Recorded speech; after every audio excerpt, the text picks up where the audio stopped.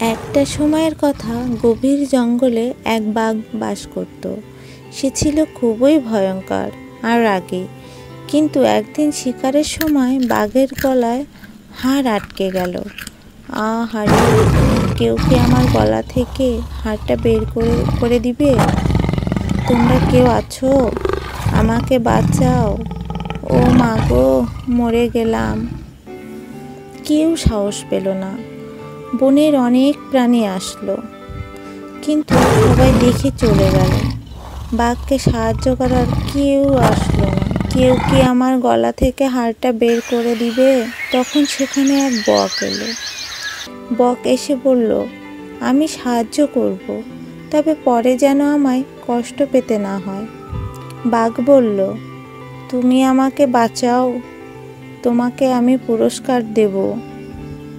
বক তার ঠোঁট বাঘের মুখের ভিতরে ঢুকিয়ে দিয়ে তার গলায় যে হাড়টা বেঁধেছিল সেটা বের করে দিল। বাঘ ভাই, এবার তো আমাকে পুরস্কার দেবে, তাই না? বাঘ তখন বলল, হা হা, তুই এত বড় মুখে ঢুকে আবার প্রাণে বেঁচে ফিরেছিস, এই তো তোর পুরস্কার। বন্ধুরা, এই ভিডিও থেকে কি শিখলে? দুষ্টু যদি ভালো হয় তাহলে তাকে কখনো বিশ্বাস করা ঠিক না। আমার এই ভিডিওটি যদি তোমাদের কাছে ভালো লেগে থাকে তাহলে ভিডিওটিতে একটি লাইক ও সাবস্ক্রাইব করে দিও।